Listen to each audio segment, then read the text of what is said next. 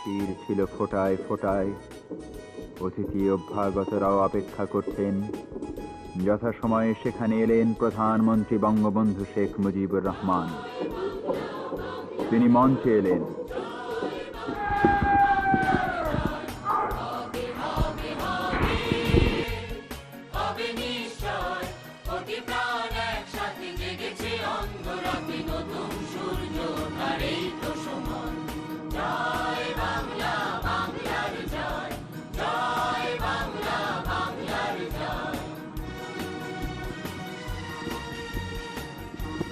প্রধানমন্ত্রী প্যারেড পরিদর্শন করলেন বিডিআর-এর ডাইরেক্টর জেনারেল সমবিব বেহারে।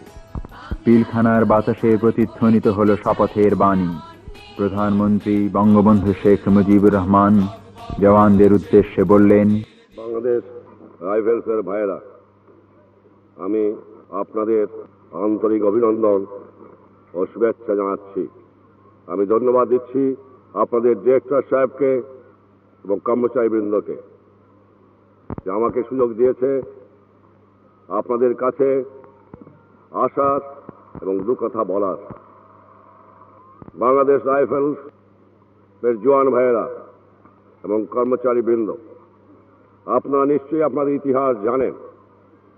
আপনাদের বীরত্বপূর্ণ ইতিহাসের কথা আপনাদের সকলের স্মরণ আছে। এই বাহিনী নূতন বাহিনী নয়, এর সৃষ্টি অনেক দিন পূর্ব থেকে শুরু হয়েছে। আপনারা সকলেই জানেন, বাংলাদেশের 27 কোটি মানুষ জানে যে পাকিস্তানের বর্বর বাহিনী যেদিন বাংলার মানুষের উপর আঘাত এনেছিল, বাংলাদেশকে নিশ্চিহ্ন করার চেষ্টা করেছিল, সেদিন আমার মনে আছে 25 মার্চ তারিখে এই ঐতিহাসিক পিলখানার উপর তারা আক্রমণ চালায়। তারা আক্রমণ চালায় রাজারবাগ, তারা আক্রমণ চালায় বিশ্ববিদ্যালয়, তারা আক্রমণ চালায় আমার বাসভবনে। সেদিন আমি যখন পিলখানায় কন্ট্যাক্ট করার চেষ্টা করি, আমি দেখতে পাই যে পিলখানার উপর তারা আঘাত এনেছে, চরম আঘাত। আমি বাধ্য হয়ে এই বাংলাদেশ রাইফেলের চট্টগ্রামের বাহিনীর হেডকোয়ার্টারের সঙ্গে যোগাযোগ স্থাপন করার চেষ্টা করি। সেখানে আমার মেসেজ পাঠিয়ে দিই, তারা সেই মেসেজ বাংলার গ্রামে গ্রামে পৌঁছে দেয়। আপনারা জানেন, সেদিন এই বাংলার রাইফেল বাহিনীর জওয়ানরা এবং কর্মচারীরা বন্দুক হাতে করে মাতৃভূমিকে রক্ষার জন্য, বাংলা জনসাধারণ রক্ষার জন্য ঝাঁপিয়ে পড়েছিল। শত শত শহীদ হয়েছিল এই রাইফেল বাহিনীর জওয়ানরা এবং কর্মচারীরা। কিন্তু মাতৃভূমিকে তারা ভালোবেসেছিল, তারা ইতিহাস সৃষ্টি করেছিল, যে ইতিহাস আজকে এমন পর্যায়ে এসেছে যে বাংলাদেশ আজ স্বাধীন সার্বভৌম রাষ্ট্র। বাংলাদেশ আজ দুনিয়াতে স্থান পেয়েছে। আজ আমরা স্বাধীন দেশের নাগরিক। যে জাত স্বাধীনতা পায় না, যে জাত স্বাধীন হিসেবে বাঁচতে পারে না, সে দেশের ইজ্জত থাকে না, ভবিষ্যৎ বংশধররা অভিশাপ দেয়। রাইফেল বাহিনীর সাথে সাথে আমার বাংলাদেশের সামরিক বাহিনীর ছেলেরা, আমার মুক্তিযোদ্ধারা, আমার ছাত্র, যুবক, কৃষক, শ্রমিকরা সেদিন অস্ত্র ধরেছিল মাতৃভূমিকে রক্ষা করার জন্য। আজ বাংলাদেশ স্বাধীন। আজ আমি স্বাধীন দেশের নাগরিক। আজ আমি গর্বিত। আজ সত্যই আজ আপনাদের দিকে ছেলে আমার বুক বড় হয়ে যায়। আজ আমি আনন্দাত্ম হয়ে উঠি যে আজ আমার দেশের পতাকা ওড়ে জাতিসংঘের আকাশে। আজ আমার পতাকা ওড়ে বাংলা দুনিয়ার 130টা দেশে। আজ আমি স্থান পেয়েছি, বাঙালি জাতি হিসেবে গর্ব করতে পারি। আমার জওয়ান ভাইয়েরা, 3 বছর হতে চলেছে স্বাধীনতা পেয়েছি। কত রক্ত, কত দুঃখ, কত কান্না এই বাংলার মাটিতে। আজ আমার মানুষ দুঃখী। আজ তারা না খেয়ে কষ্ট পায়। আজ প্রাকৃতিক বিপর্যয়, বন্যায় বাংলাদেশের অর্থনীতি ভেঙে চুরমার হয়ে গিয়েছে প্রায়। তারপরে ইনফ্লেশনের যুগে আজ বহুদিন পরাধীন থাকার জন্য আমাদের সর্বস্ব ধ্বংস হয়ে গিয়েছিল। বর্বর বাহিনী যাওয়ার আগে সর্বস্ব ধ্বংস করেছিল। 7.5 কোটি মানুষের দেশ পেয়েছিলাম, কিন্তু কোন সম্পদ রেখে যায় নাই। রেখে যায় নাই অর্থ, রেখে যায় নাই বৈদেশিক মুদ্রা, রেখে যায় গোল রিজার্ভ, রেখে যায় প্লেন, রেখে যায় নাই আমাদের একখানা জাহাজ, ভেঙে দিয়েছে আমার রেল লাইন, ভেঙে দিয়েছে আমার সবকিছু। তাই নিয়ে এদেশের মানুষের ইমানের জোরে শক্তিশালী জনগণকে সাহায্য, তাদের সহানুভূতি নিয়ে এদের গড়ার কাজে আত্মনিয়োগ করেছি। আমি যখন প্রথম এই পিলখানায় আসি, জেল থেকে বের হওয়ার পরে, দেশ স্বাধীন হওয়ার পরে, আমি দেখেছিলাম কিছুই নাই, তারা প্রায় ধ্বংস করে দিয়ে গেছে। আজ যখন আপনাদের কাছে আমার কয়েকটা কথা আছে, আপনাদের উপর অনেক দায়িত্ব দিয়েছি। দেশ মাতৃক স্বাধীনতা পাওয়া যেমন কষ্টকর, স্বাধীনতা রক্ষা করাও তেমনি কষ্টকর। দেশ মাতৃক রক্ষা করার জন্য সামরিক বাহিনীর সাথে সাথে আপনাদের এগিয়ে যেতে হবে। যদি কোনদিন দেশে বিপদ আসে, যে আত্মত্যাগ, যে আত্মাহুতি, যে জীবন দান করে লক্ষ লক্ষ লক্ষ মা বোনের ইজ্জতের বিনিময়ে বাংলার স্বাধীনতা আমরা এনেছি, এই স্বাধীনতা ইনশাআল্লাহ আমরা রক্ষা করব। এই প্রতিজ্ঞা আপনাদের গ্রহণ করতে হবে। মনে রাখতে হবে যে দেশের দুঃখী মানুষের অর্থের বিনিময়ে আজ আমরা এখানে রয়েছি। তাদের ট্যাক্সের টাকায় আপনাদের সংসার চলে, আমাদের সংসার চলে। তাদের টাকায় এই বন্দুক রাইফেল কিনেছেন আপনারা। তাদের দিকে আপনাদের খেয়াল রাখতে হবে, তাদের জন্য কাজ করতে হবে, তাদেরকে রক্ষা করতে হবে। আজ আপনাদের কাছে আমি অনেক বড় কর্তব্য দিয়েছি, অনেক বড় কাজ দিয়েছি। সে কাজ চোরাচালানি বন্ধ করা। আজ যখন আমার কানে আসে, মাঝে মাঝে আমি খবর পাই যে চোরাচালান চলছে, সেটি আমি লজ্জায় মাথা আমার নত হয়ে যায়। যে বাংলাদেশের রাইফেল বাহিনী একদিন জীবন দিয়ে পাকিস্তানের মেকানাইজ আর্মির বিরুদ্ধে জীবনকে আত্মাহুতি দিয়ে মোকাবেলা করেছিল, তারা কেন পারবে না এই চোরা কারবারি স্মাগলিং বন্ধ করতে? কেন আমাকে দিতে হবে সামরিক বাহিনীকে বারবার বর্ডারে? কেন পারবে না রাইফেল বাহিনী? আজ তাই সুযোগ পেয়ে তোমাদের কাছে আমার আবেদন, তোমাদের কাছে আমার হুকুম, তোমাদের কাছে আমার অনুরোধ, তোমাদের কাছে আমার আবেদন বিশেষভাবে, যার জন্য আমি শুনতে চাই না যে আমাকে অন্য কহিনী বাদ দিতে হবে বর্ডারে স্মাগলিং বন্ধ করার জন্য। স্মাগলের কোন জাত নাই, ইসলামের কোন ধর্ম নাই, তারা মানুষ নামে নর পশু। তারা এই দেশের সম্পর্কে বিদেশে চালান দেয় সামান্য অর্থের লোভে, আর বাংলার মানুষ না খেয়ে কষ্ট পাবে। বিদেশ থেকে ভিক্ষা করে আনবো, দেশের থেকে চালান হয়ে যাবে, কে দেবে? আজ দুনিয়াতে আমাদের বদনাম হতে চলেছে, সাবধান। আমি জানি তোমরা আমাকে ভালোবাসো, তোমরা আমার কথায় অস্ত্র ধরেছিল। আমি তোমরাও জানো জীবনের 35টি বছর রাস্তায় রাস্তায়, ঘাটে ঘাটে, জেলে জেলে ফাঁসি কাটতে এই বাংলার মানুষকে ভালোবেসে কাজ করেছি, প্রধানমন্ত্রী হওয়ার জন্য নয়।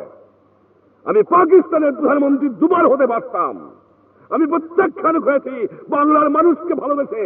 আমি ফাঁসি কাষ্ট নিয়েছিলাম যাতে আমার বাংলার মানুষ ভবিষ্যতে মাথা উঁচু করে স্বাধীন দেশের নাগরিক হিসেবে মান সম্মান নিয়ে বাঁচতে পারে। তোমরা আমার কথা রাখো, আমি জানি, আমি বিশ্বাস করি তোমরা আমার কথা রাখবা। আমি তোমাদের কাছে আবেদন করেছি, তোমাদের জাতির পিতা হিসেবে তোমাদের কাছে আমি আদেশ দিয়েছি। ভুলে যাও আমি প্রধানমন্ত্রী এর কথা বলছি না, ভুলে যাও তোমাদের জাতির পিতা হিসাবে কথা বলছি, ভুলে যাও তোমাদের একজন হিসাবে কথা বলছি, তোমাদের ভাই হিসাবে কথা বলছি, যে তোমাদের জন্য জীবনের যৌবন কারাগারে অন্তরালে যাপন করেছে। সেই হিসাবে, মানুষ হিসাবে, ভাই হিসাবে, নাগরিক হিসাবে তোমাদের কাছে আমার আবেদন, তোমাদের কাছে আমার হুকুম, স্মাগলিং বন্ধ করতে হবে। আমি বিশ্বাস করি তোমরা পারবা, এ বিশ্বাস তোমাদের উপর আমার আছে। আশা করি তোমরা তো সবসময় স্মরণ রাখবা। মনে রেখো, যেখানে তোমরা যাবা দেখো, কাদের দেখো? বাংলার নাগরিক কারা, বাংলার জনগণ কারা, বাংলার মানুষ কারা? তোমার আমার বাপ মা, তোমার আমার ভাই বোন। তারা যখন না খেয়ে কষ্ট পায়, এত বড় বন্যা, এত দুর্ভিক্ষ, লোক মারা গেল না খেয়ে, বহু দূরের থেকে আনলাম, সেই জিনিস যদি বের হয়ে যায়, সে দুঃখ কোথায় রাখবো? আমি জানি অনেকে মিথ্যা প্রপাগান্ডা করে, তারপরেও যদি সামান্য হয়, সেটাও তো দুঃখের কথা। তাই তোমাদের কাছে আমার আবেদন রইল, চোরা কারবারি বন্ধ করতে হবে। দুর্নীতি বন্ধ করতে হবে বাংলার মাটির থেকে, উৎখাত করতে হবে বাংলার থেকে, চরম আঘাত আমাকে আনতে হবে। অনেক দয়া, অনেক মায়া, অনেক মমতা আমি দেখিয়েছি, আর না। আমি আমার সহ্যের সীমা অতিক্রম করে গেছে। যাদের জন্য জীবনের সর্বস্ব দিয়েছি, তারা যখন না খেয়ে কষ্ট পায়, তারা যখন তাদের মানুষ লুট করে খায়, যারা চোরাকারবারি তাদের ধ্বংস করে, তাদের ক্ষমা করা চলে না, ক্ষমা করা যাবে না। তাদের চরম আঘাত করার জন্য আমি প্রস্তুত হয়েছি। আমি জানি আমি হুকুম দিলে তোমরা তাদের পালন করবা। আজ গোপনের অন্ধকারে মানুষকে হত্যা করে, হাট বাজার লুট করে, কিছু কিছু অস্ত্র জোগাড় করে মানুষের শান্তিকে বিশৃঙ্খলা সৃষ্টি করার চেষ্টা করছে। দরকার যদি হয়, যত ফোর্স আমার আছে, জনগণের সাহায্য এবং সহানুভূতি নিয়ে বাংলাদেশে একটা চরম আঘাত করতে হবে। এই দুর্নীতিবাজ, এই সন্ত্রাসবাদী, এই চোরাকারবারি, এই ঘুষখোরদের দমন করার জন্য। আমি বিশ্বাস করি, যখন আমার কিছু ছিল না, আমার 32 নম্বর বাসার থেকে হুকুম দিয়েছি, তোমরা অস্ত্র ধারণ করেছো। আজ তোমরা রয়েছো আমার, সামরিক বাহিনী রয়েছে আমার, রক্ষী বাহিনী রয়েছে আমার, বাংলার যুবক রয়েছে আমার, বাংলার কৃষক রয়েছে আমার, বাংলার শ্রমিক রয়েছে আমার, বাংলার দুঃখী মানুষ রয়েছে আমার, স্বাধীন দেশ রয়েছে আমার। কেন পারবো না? আমি তোমাদের সব দেবার পারি, কিন্তু চরিত্র দেবার পারি না। চরিত্র তোমাদের গঠন করতে হবে। তোমরা জানো, জীবনের মায়া আমি কোনদিন করি নাই। তোমাদের আমি ভালোবাসি, এটা আমার দুর্বলতা হতে পারে, কারণ তোমাদের জন্য জীবন ভরে সংগ্রাম করেছি। বঙ্গবন্ধু কঠোর হও। আমি কেমন কঠোর ছিলাম পাকিস্তানের সামরিক বাহিনীর নেতারা জানতেন। আমি কেমন কঠোর ছিলাম এহিয়া আইয়ুব খান জানতেন। কিন্তু আমি চেষ্টা করেছি। চোরা নাহিসনের ধর্মের কাহিনী, তারা আমার দুঃখী মানুষকে লুট করে খাচ্ছে। তারা মানুষকে 2 টাকার মাল 10 টাকায় বিক্রি করে মানুষকে ঠকায় খাচ্ছে। তারা মানুষের ঘরের মধ্যে অন্ধকার যে গুলি করে হত্যা করছে। দেশের মাল বিদেশে চালান দিচ্ছে। আজকে তোমাদের কাছে আমি আসতে পেরে আনন্দিত হয়েছি। তোমাদের কাছে আমার আবেদন রইল, ঈমান রক্ষা করো, সৎ পথে থেকো, দেশকে ভালোবাসো। দেশের মাটিকে যে ভালোবাসতে পারে না, তার মাকেও সে ভালোবাসতে পারে না। সেই জন্য আজ দেশ রক্ষার কাজেও তোমাদের আত্মনিয়োগ করতে হবে। আশা করি তোমরা আমার কথা রাখবা। তোমাদের জন্য আমার শুভেচ্ছা রইল, তোমাদের জন্য আমার ভালোবাসা রইল, তোমাদের জন্য আমার স্নেহ রইল, তোমাদের জন্য আমার সব রইল। আমার প্রাণের সব কিছু তোমাদের জন্য রইল, দেশের মানুষের জন্য রইল। তোমাদের কাছে একটা কথা খালি বলে দেব, যে দুর্নীতি, সমাজবিরোধী, দুষ্কৃতিকারী, সন্ত্রাসবাদী, চোরাচালানি, এদের বাংলার মাটি থেকে উৎখাত করতে হবে। তার জন্য যদি প্রয়োজন হয়, আমি কঠোরের পর কর্মব্যবস্থা অবলম্বন করব। আমি বারবার হুঁশিয়ারি দিয়েছি। মানুষ মনে করে যে হুঁশিয়ারি কিছুই নয়, কিন্তু এবার হুঁশিয়ারি সম্বন্ধে তাদের সজাগ থাকা দরকার, কারণ আমি চরম জায়গাতে পৌঁছে গেছি। আশা করি তোমরা সুখে থাকো। তোমাদের অনেক অসুবিধা আছে, আমি জানি। দেশের অর্থনৈতিক অবস্থা যখন খারাপ, মানুষ যখন না খেয়ে কষ্ট পাচ্ছে, তোমরা সমস্ত সুযোগ সুবিধা পাতে পারো না। তোমাদের অনেক কষ্টের মধ্যে কাজ করতে হয়। তোমাদের ট্রান্সপোর্টের ডিফিকাল্টি আছে, তোমাদের অস্ত্রের ডিফিকাল্টি আছে, তোমাদের কাপড় ডিফিকাল্টি আছে, তোমাদের খাবার ডিফিকাল্টি আছে, সে আমি জানি, সব জানি। কিন্তু মনে করো, সংসার হলো 7.5 কোটি লোকের, তোমরা তার সামান্য একটা অংশ। তাদের দিকে চেয়ে অনেক সময় তোমাদের আমার কষ্ট দিতে হয়, কারণ তাদের তো বাঁচাবার দায়িত্ব, তাদের দিকে লক্ষ্য নেওয়ার কষ্ট তো আমারও। তাই তোমাদের কাছ থেকে বিদায় নেওয়ার আগে, যারা নতুন আজকে এখানে বিডিআরের যোগদান করেছো, যারা শপথ গ্রহণ করলা, তাদের কাছে আমার কথা রইল, ঈমানের সঙ্গে কাজ করো, সৎ পথে থেকো, দেশকে ভালোবাসো। ইনশাআল্লাহ বাংলার এই দুর্দিন বেশি দিন থাকবে না। বাংলা সুজলা সুজলা শস্য শ্যামলা বাংলা আবার সোনার বাংলা হবে, এ বিশ্বাস আমার আছে।